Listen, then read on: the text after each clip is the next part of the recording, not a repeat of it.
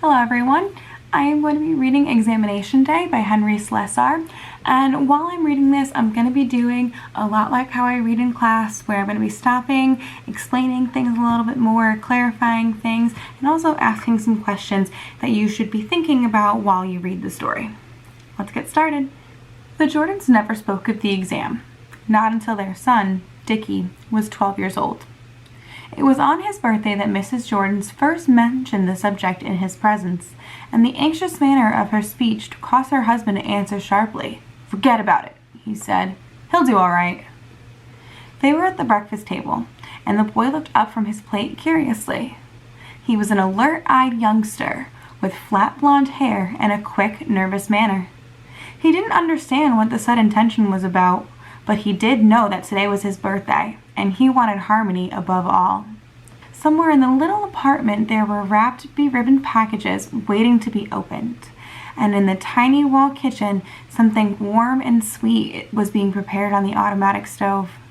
He wanted the day to be happy, and the moistness of his mother's eyes and the scowl on his father's face spoiled the mood of fluttering expectation with which he had greeted the morning.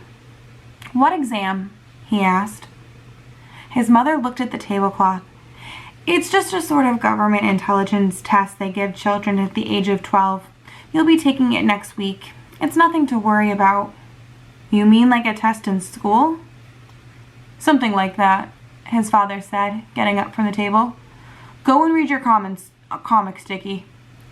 The boy rose and wandered toward the parts of the living room which had been his corner since infancy. He fingered the topmost comic of the stack, but seemed uninterested in the colorful squares of fast-paced action. He wandered towards the window and peered gloomingly at the veil of mist that shrouded the glass. "Why did it have to rain today?" he said. "Why couldn't it rain tomorrow?" His father, now slumped into an armchair with the government newspaper, rattled the sheets in vexation. "Because it just did, that's all. Rain makes grass grow." "Why, Dad?" "Because it does, that's all." Dickie puckered his brow. "What makes it green, though? The grass." "Nobody knows," his father snapped, then immediately regretted his abruptness. So it seems that Dickie is a very curious kid. When he first hears his parents talk about the exam, he asks what is the exam, and then he asks why rain makes grass grow and what makes it green. And his dad doesn't know the answers to these questions, but Dickie's curious about it. So we can categorize him as a curious character with asking so many questions. Later in the day, it was birthday time again. His mother beamed as she handed over the gaily colored packages, and even his father managed a grin and a rumple of the hair. He kissed his mother and shook hands gravely with his father. Then the birthday cake was brought forward and the ceremonies concluded. An hour later, seated by the window, he watched the sun force its way between the clouds. "Dad," he said, "how far away is the sun?" 5,000 miles, his dad said. Dickie sat at the breakfast table again and saw moisture in his eyes. He didn't connect her tears with the exam until his father suddenly brought the subject to light again. "Well, Dickie," he said in a manly frown, "you've got an appointment today." "I know, Dad. I hope now it's nothing to worry about. Thousands of children take this test every day. The government wants to know how smart you are, Dickie. That's all there is to it." "I get good marks in school," he said hesitantly.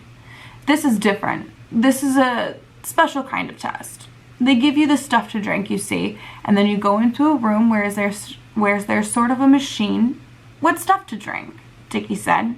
"It's nothing. It tastes like peppermint. It's just to make sure you answer the questions truthfully. Not that the government thinks you won't tell them the truth, but it makes sure." Dickie's face showed puzzlement, with a touch of fright. He looked at his mother, and she composed her face into a misty smile. "Everything will be all right," she said. "Of course it will," Father agreed. "You're a good boy, Dickie. You'll make out fine. Then we'll come home and celebrate. All right?" "Yes, sir," Dickie said. They entered the government building 15 minutes before the appointed hour. They crossed the marble floors of the great pillared lobby, passed beneath an archway, and entered an automatic lift that brought them to the 4th floor. There was a young man wearing insignia-less tunic, seated at a polished desk in front of room 404. He held a clipboard in his hand, and he checked the list down to the J's and permitted the Jordans to enter. The room was as cold and official as a courtroom, with long benches flanking metal tables. There were several fathers and sons already there, and a thin-lipped woman with cropped black hair was passing out sheets of paper. Mr. Jordan filled out the form and returned it to the clerk. Then he told Dickie, "It won't be long now. When they call your name, just go through the doorway at the end of the room." He indicated the portal with his finger. A concealed loudspeaker crackled and called off the first name. Dickie saw a boy leave his father's side reluctantly and walked slowly towards the door. At 5 to 11, they called the name of Jordan. "Good luck, son," his father said without looking at him. "I'll call for you when the test is over." Dickie walked to the door and turned the knob. The room inside was dim, and he could barely make out the features of the gray tunic attendant who greeted him. "Sit down," said the man softly. He indicated a high stool beside his desk. "Your name's Richard Jones?" "Yes, sir." "Your classification number is 600-115. Drink this, Richard." He lifted the cup from the desk and handed it to the boy. The liquid inside had the consistency of buttermilk, tasted only vaguely of the promised peppermint. Dickie downed it and handed the man the empty cup.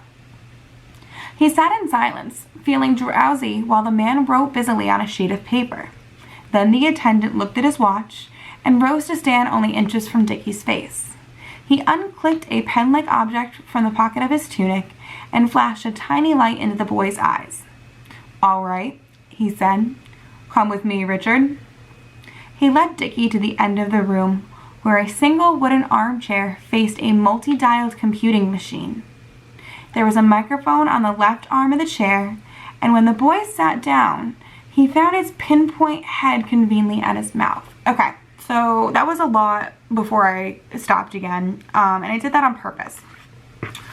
So we know that Dickie's an inquisitive kid. We know that there's this exam to test your intelligence. And his dad reveals to us that before you take the test, they make you drink something. And Dad says it tastes like peppermint. Dickie finds out later that it's like a thick buttermilk consistency, it's like thicker than milk, and it doesn't really taste like peppermint. And his father says it's to make him tell the truth, it's to make sure you answer questions truthfully. So it's kind of like this truth serum almost. Like, what exactly is it going to do to him? So he drinks it and he feels dizzy once he drinks it, and then he's like in front of this like giant computer screen and he's got a microphone at his mouth, and that's where we left off. So he's now about to take the exam after having drank in this truth serum. Now just relax, Richard. You'll be asked some questions and you think them over carefully. Then give your answers into the microphone. The machine will take care of the rest. Yes, sir. The man squeezed his shoulder and left. Dickie said, "Ready." Lights appeared on the machine and a mechanism whirred. A voice said, "Complete this sequence. 1, 4, 7, 10. Mr. and Mrs. Jordan were in the living room, not speaking, not even speculating. It was almost 4 o'clock when the telephone rang. The woman tried to reach it first, but her husband was quicker. So they started this, if we go back, they started at 5 minutes to 11. So they started at 10:55. They get a call at 4 o'clock. Now, as a reader, I'm assuming it's going to be the people with the test results, because we go from the first question that Dickie has to answer to his parents. We're not given we're not shown anything else about the test or Dickie's answers. We just get a phone call. And it rang at 4 o'clock. So he's been doing this for like 5 hours. So it's been 5 hours since he started the exam. It's a long time. And his parents have had to probably waited by the phone the entire time for the results. "Mr. Jordan?" The voice was clipped, a brisk official voice. Yes, speaking. This is the Government Educational Service. Your son, Richard M. Jordan, classification 600-115, has completed the government examination.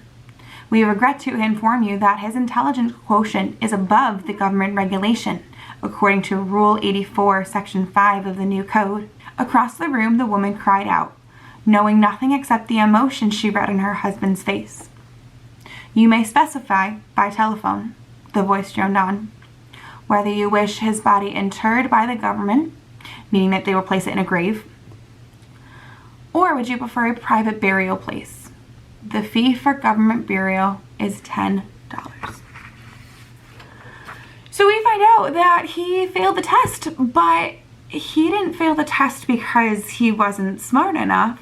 He failed the test because he was too smart. And the consequence, we find out at the very end, was that he was killed.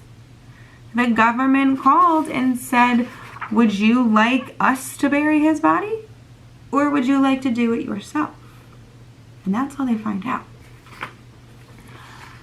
Good luck with the questions on these. Feel free to drop into my office hours if you need any help answering them.